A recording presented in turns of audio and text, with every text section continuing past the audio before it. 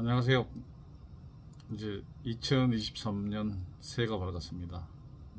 저희 법률서면서 보정도 보험 소비자 여러분의 어떤 구제를 위해서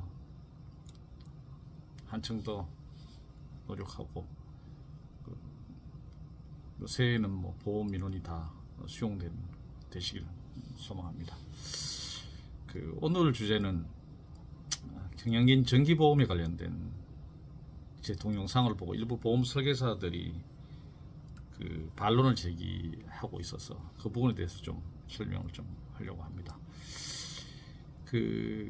보험 설계사들이 주장하는 판례가 있습니다.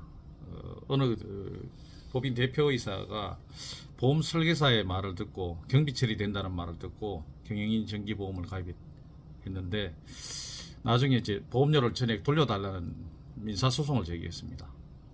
이때 이제 경비 처리가 100% 된다고 말했는데 실제는 안 됐다, 이런 주장을 했거든요.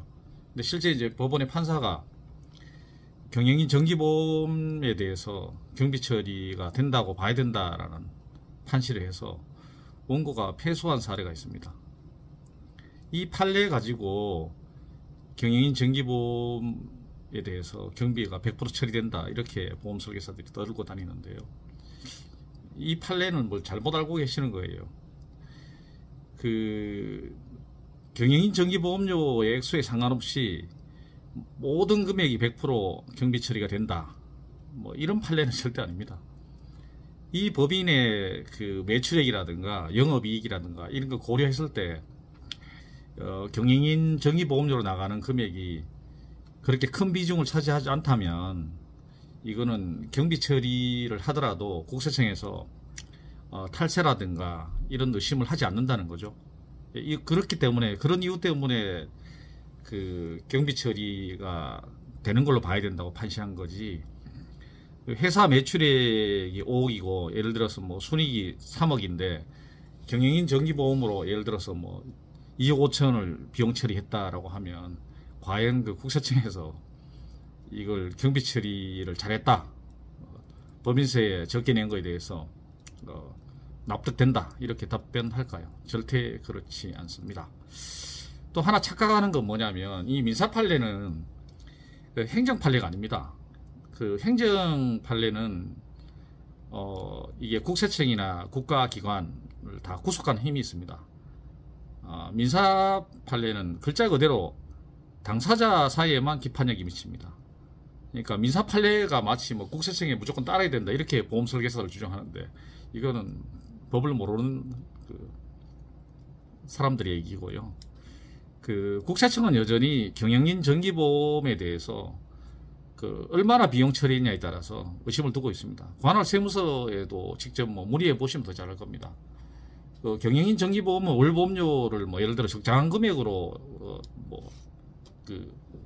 가입하고 있다면 경비 처리에 큰 문제가 없을 텐데, 예를 들어서 그 법인의 월 매출액이 한 2천 정도 되는데 경영진 정기보험을 100만원 정도, 100만원이 아니고 한 1000만원 정도 지출한다, 이럴 경우에 1년에 1억 2천의 경비 처리를 해가지고 법인세를 적게 내면 국세청에서, 세무서에서 가만히 있을까요? 절대 그렇지 않습니다. 당장 세무조사 나옵니다. 그러니까 경영진 정기보험 관련돼서 경비 처리가 100% 된다는 그 말은 결론적으로 말해서 반은 틀리고 반은 맞다는 얘기예요. 그래서 제 주장은 뭐냐면, 경영진 정기보험 자체가 굳이 필요하냐, 이런 부분이에요. 법인 같은 경우는 법인 자체만으로 법인세가 일반 개인사업자보다 20% 적게 20%만 내잖아요. 일반 사업자는 40% 정도 내는데 그것만으로도 이득인데 굳이 경영진 정기보험을 들여서 경비 처리할 필요가 있냐, 이거죠. 그런 말씀을 드리는 거예요. 예를 들어 이런 겁니다. 대기업의 계열회사 CEO들이 경영진 정기보험 가입합니까? 안 하죠. 왜 안 할까요? 그분들은 경영성과금으로 해가지고 20억씩 30억, 심지어는 삼성전자 같은 경우는 경영성과금을 1년에 100억씩 줍니다. 그래도 국세청에서 그걸 법인세 탈세라고 보지 않지 않습니까? 왜? 매출액이 몇 조가 나니까요. 수익도 몇 조가 나고요. 그죠? 매출액이 30조 나고 수익도 5조에서 7조 정도 나는데, 그런 회사에서 경영인 성과로 뭐 100억을 줬다 해서 그게 법인세 탈세가 될까요? 그렇지 않습니다. 그러니까 뭐 이 경영인 정기보험을 통해서 나중에 뭐 수익자를 대표회사로 바꿔서 경영 성과급으로 지급하면 된다라고 하는데 굳이 그렇게 어렵게 하냐 이거죠. 회사의 매출액이 좋으면 경영인 뭐 정기보험 들 필요도 없고 그냥 정관을 바꿔가지고 경영 성과급을 지급해서 주총회 결의해가지고 지급하면 되는 거거든요. 그러면 뭐 세무서에서 아무런 문제가 없습니다.